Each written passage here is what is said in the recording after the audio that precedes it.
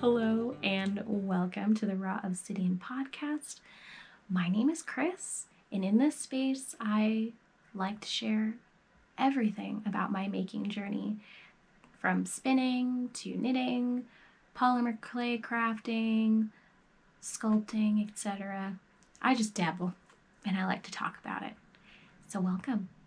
You can find me on the internet at Obsidian Brat on Ravelry and Instagram, and on the making app at Raw Obsidian Knits. This week has been a very fruitful week for some making and mostly sewing. Yeah, it's been a good time. I made a new pair of pants.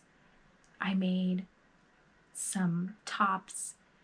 I made some good progress on some of my knits. I hung out with my kid, which was great. I mean, I do that daily because I'm a stay-at-home parent. But it's just been like extra special. So let's talk about all of the finished objects first and foremost. So, like I said, I finished a pair of pants. And they are, I don't want to ever take them off. I don't ever want to take them off. I'm going to insert a little something somewhere of me wearing these pants. So I made the Elizabeth Suzann Clyde work pants out of, just for a trial run. I just got some like not meant for apparel black canvas fabric and cut it all out. I should mention that the pattern was free.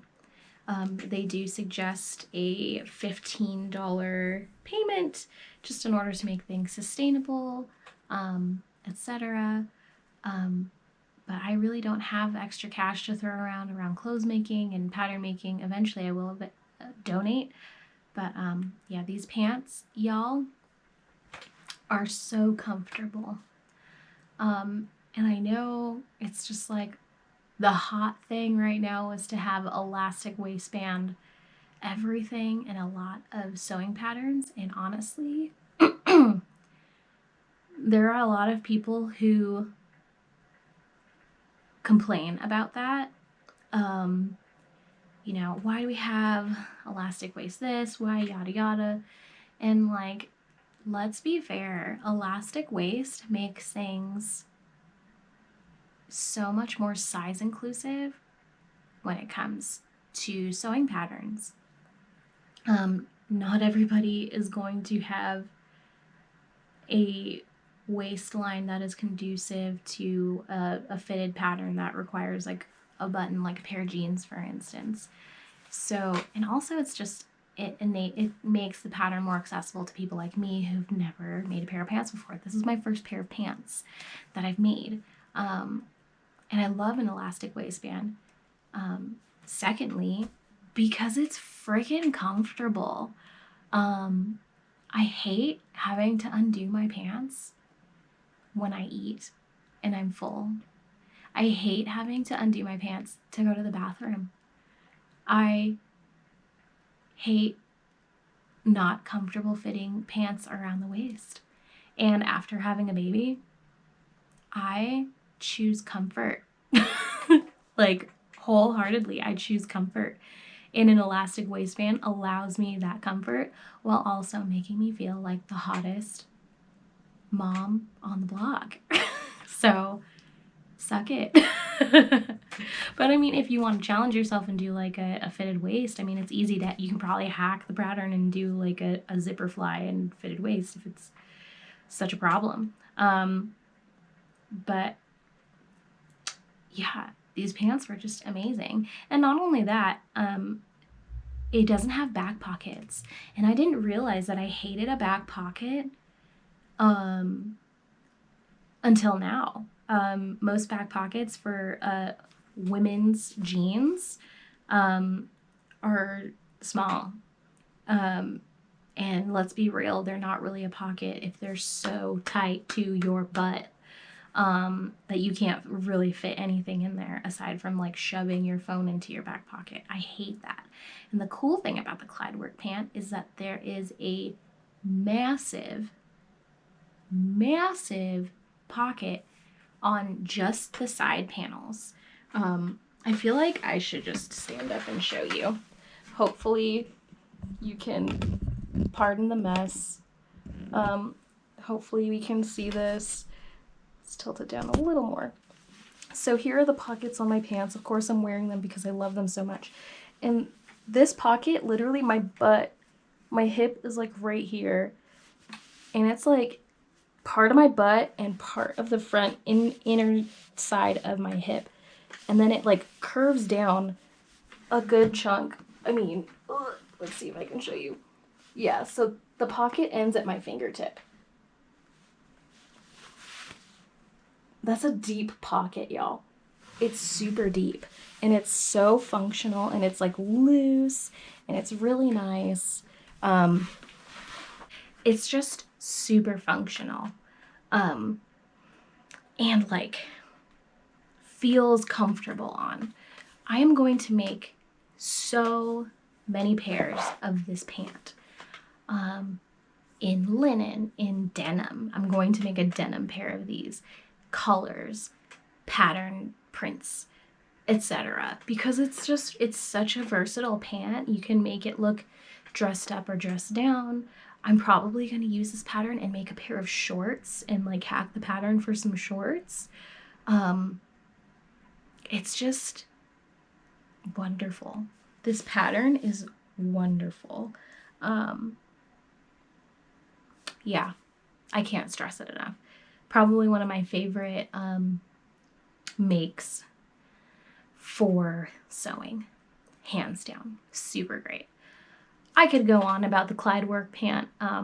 Make it for yourself if you are interested. It's definitely, there are some, like doing the waistband was really, because you have to stretch the elastic. And one thing that I learned about these pants is that when you stretch the elastic, it will stretch it out because there's like you like sew like 3 seams across the elastic to reduce the puckering, but at the same time it is keeping the elastic a little stretched out. So it's comfortable for this pair, but the elastic isn't tight enough where I'm not like adjusting my pants a lot. And I'm like in this weird in-between right now with my weight, like it's constantly fluctuating, and that's just how postpartum works for me. So I think the next time I make these pair of pants, I will not be adding additional seams down the center to reduce puckering. I don't mind the puckering. I think it looks kind of paper baggy and cute. And it'll just kind of keep the integrity of the elastic band intact. So I'll probably do that differently next time. But other than that, these pants are so great. They're so great. I love them so much. And I can see the potential in making these into other things. I will say that on my list of making is the Clyde jumpsuit, which is basically like just a top version added.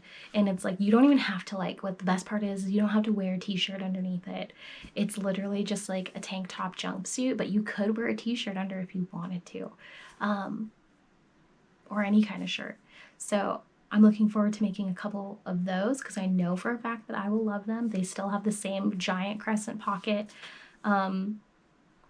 Yeah, so I'll be making those for the summer, and I'll probably be making a jumpsuit shorts version as well for when it's hot. Wow. I went on and on and on about the Clyde work pants.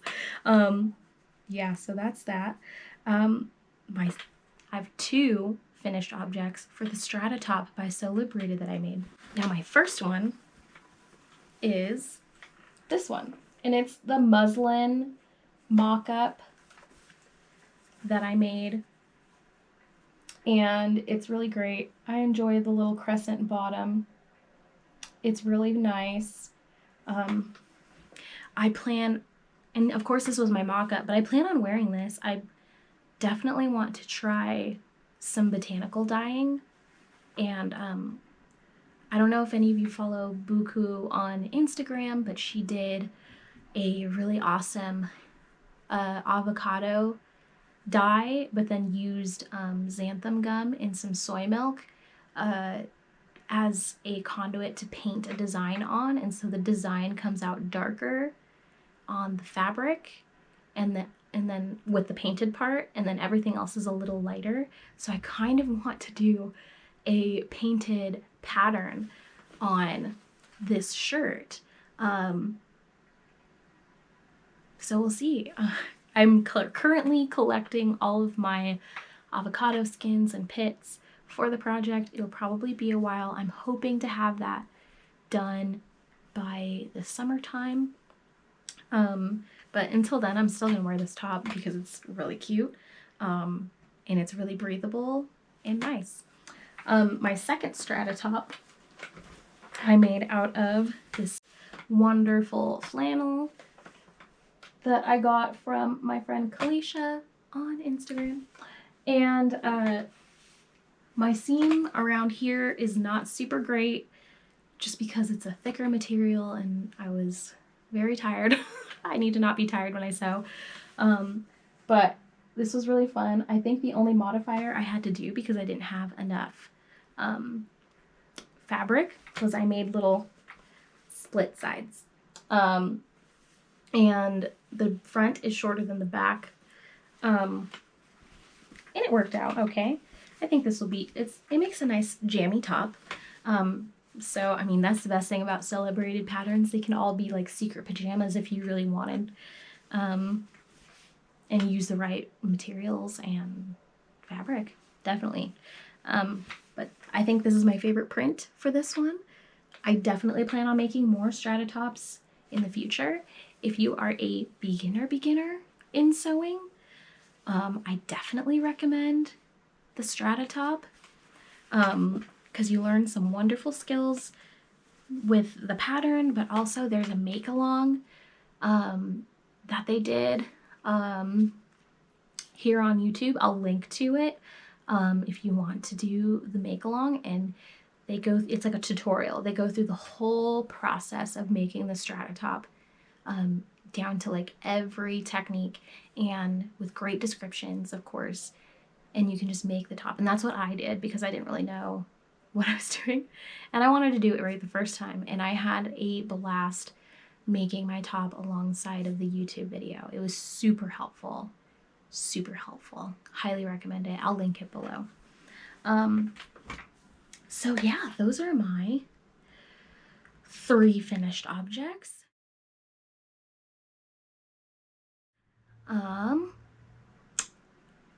Current whips. I have made tons of progress on my coat for Roxane. I set it down for a bit just to like use sewing as a little palette cleanser because I've just been knitting and I was getting very bored. But now that I'm just like reviewing like all of my progress, I finished a sleeve. For my coat. I am starting the next sleeve. And after I do the sleeves, then I can work on the hood and then the button band. And then put on my buttons, which I'm still hunting down buttons. And then I'll have a finished coat for Roxane. I gotta block it, of course. But yeah, this thing is looking so good. It's looking very good. I'm very happy, specifically with the cables on this sweater. I love it. So that's that. Hopefully I've decided I'm not gonna set any goals about timelines with this sweater. And part of it is I was watching some Heybrownberry. And I don't know if y'all are familiar with Mars of Heybrownberry, but you should really go and follow her on YouTube and on Instagram. In her last episode, she was talking about a sweater that she had finished and how she decided that she would just be really intentional about the sweater making. Instead of just pumping it out, she wanted to do a sweater study, so to speak. And it wasn't like a deciding factor. It just kind of happened organically for her. And I kind of want to do the same with finishing up this sweater. Because I really was just like cranking away at it. But now that I just like sitting down to knit, and I really want to encourage myself to enjoy the process of knitting a sweater, because there's always there's so much turmoil attached to a sweater, you know what I mean? Like starting and then getting stuck on sleeve island, and single sleeve island, I should say, and the blocking process and checking for fit. There's like so many pieces to the puzzle. And me, I should say, for instance, I get really like caught up in the I need it now, or it needs to be done, get it off my needles. And I don't want to like not enjoy knitting sweaters. I want to enjoy the process. And so taking a step back, I did give the project a little bit of a break. And now that I'm starting it back up again, I'm just like really trying to immerse myself in the process of the cables, the decreases, binding off, breathing, reading the directions really slowly so I don't make mistakes, just checking in with myself about like, do I like the way this fits? Do I not like the way this fits? Not being afraid to rip back if needed. You know, just like little things like that. And I kind of want to be more intentional with my sweater making in particular. And just being okay with the fact that like, if it takes time, it takes time, and that's fine. Yeah, so I'm learning some lessons with my coat for Roxane, because I've really wanted to make this sweater for a very long time. And now that I'm doing it, I want to do it right so that I will love this sweater for years to come. Yeah, so that's that on my coat for Roxane. And a little tidbit about mindful making. And my second whip is my Nightshift shawl by Andrea Mowry. This shawl has been an absolute dream to knit up. And I was a little afraid because I've never done mosaic. And I'm just starting to dabble into color work. My last color work shawl was also an Andrea Mowry pattern, Golden Hour. And that was lovely to knit. And it really helped me dip my toe in color work and conquering my fears in color work, etc. And so here's my progress on my Nightshift. I am on the third section of color work. Yeah, I'm on the third section. And it is looking so good. Here's my color palette, by the way, that I chose for my Nightshift. And it is just, it's beautiful, and it's so squishy, and I love the I-cord detail, and like, it's really hard to put this pattern down. I put it down while I was sewing stuff, and I'm so excited to pick it back up. It's just been so much fun to knit up. It's been fun watching the texture change and the color change, and like, I'm following the current order that the pattern has laid out, but I'm also keeping my mind open to switching around the colors if I want and so choose to. I'm just really excited to see how this ends up. and it's just been really, really fun. Really fun to knit. And I'm just using like all things from my stash. I have not bought a single skein new for this pattern. I stash dove, and here we are. And it's turning into a really beautiful piece. I'm so excited to get this underway again. If you are worried about trying the Nightshift shawl, it does look very intimidating. I can say for a fact that it does look intimidating. But the pattern repeats are so clear and super simple that there's nothing to be worried about. And like even my floats are really nicely tensioned. And that just comes with like years of practice, I guess. But I'm also not like a super tight knitter. I'm just a very consistent knitter with my tension, or at least I try to be. And I don't rush. I just kind of like to glide through the project without worry. But yeah, even the back is beautiful. Is really what I'm trying to get at with the floats. So I would definitely wear this backwards after I weave in all of my ends, because it's just that pretty, same as the front. But yeah, this has been really fun to knit. I guess I should say what yarn I'm using. So this, I want to say it's mystery yarn, but it's not. It's some fingering weight wool yarn and it's non-superwash. It's from Woolery. And I got a bunch of it at Mecca, which is like a little art supply, like thrift shop, so to speak. And it's attached to the University of Oregon.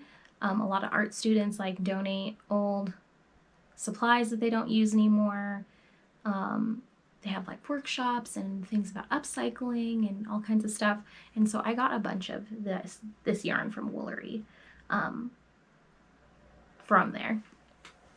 And I'm holding this, it's fingering weight, but I'm holding it triple so that I meet gauge.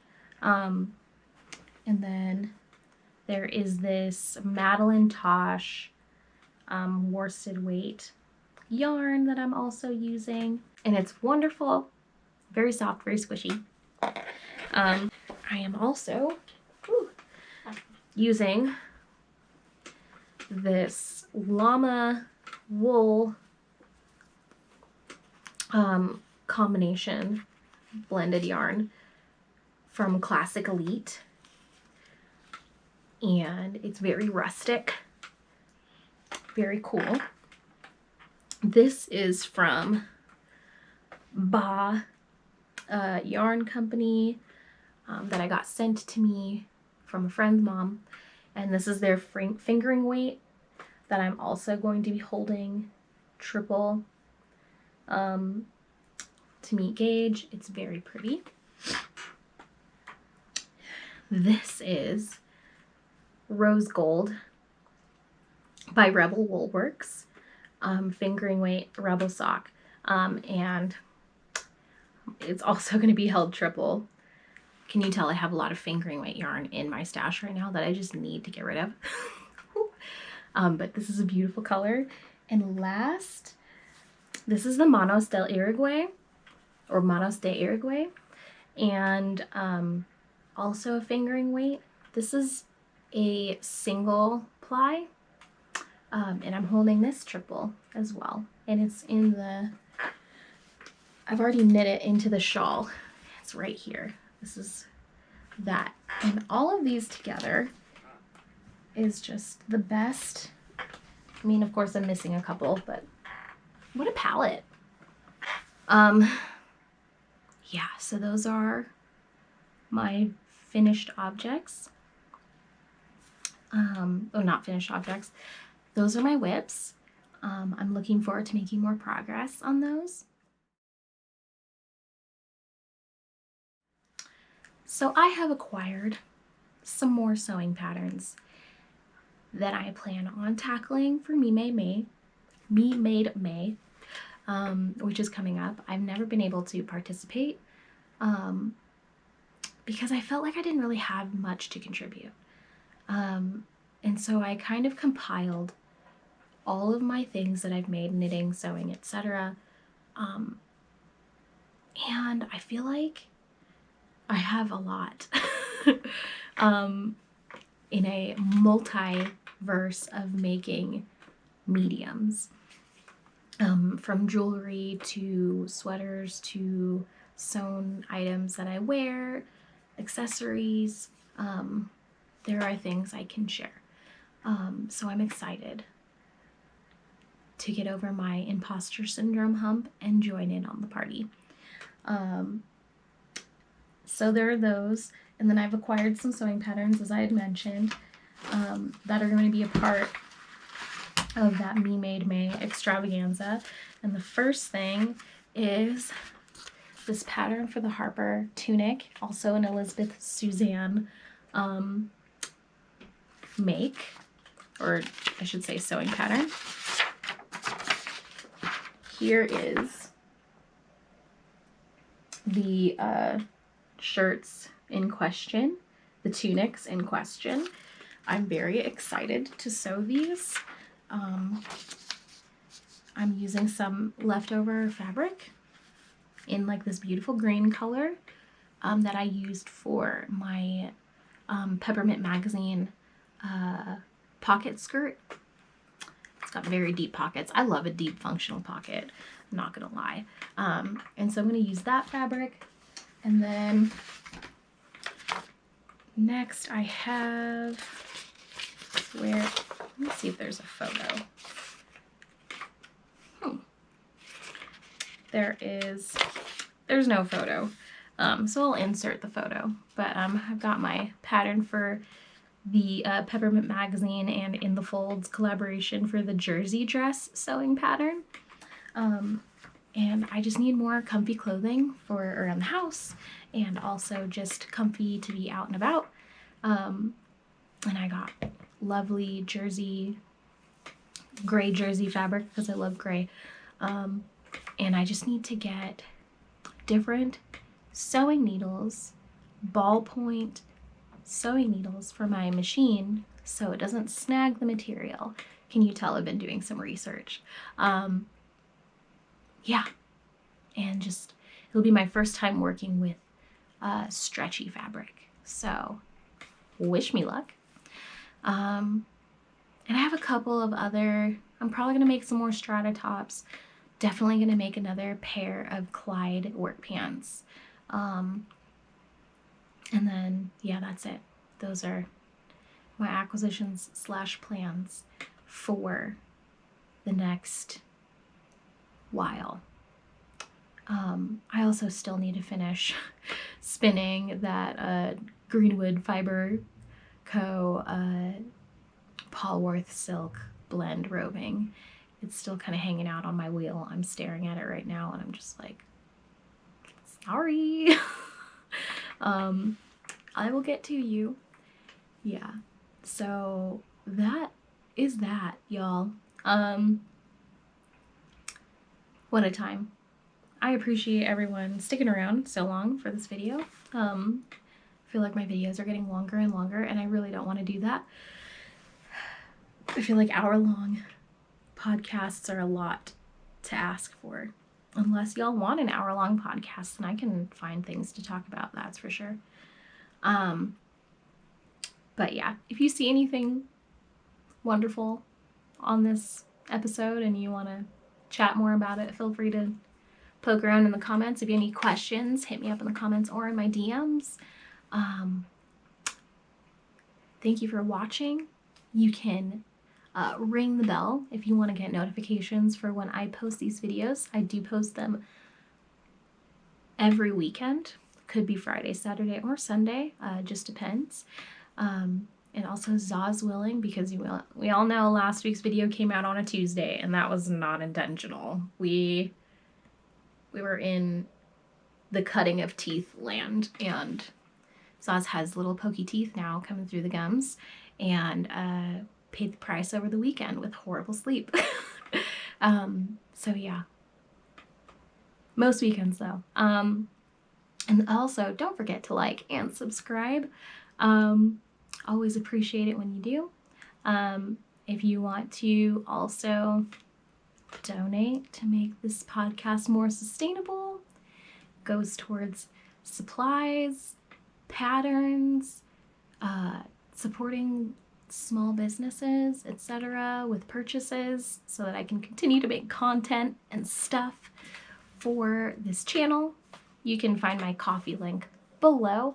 No pressure though, no pressure. Other than that, I will see you next week with another video. Have a wonderful weekend and happy making, everybody. Bye-bye.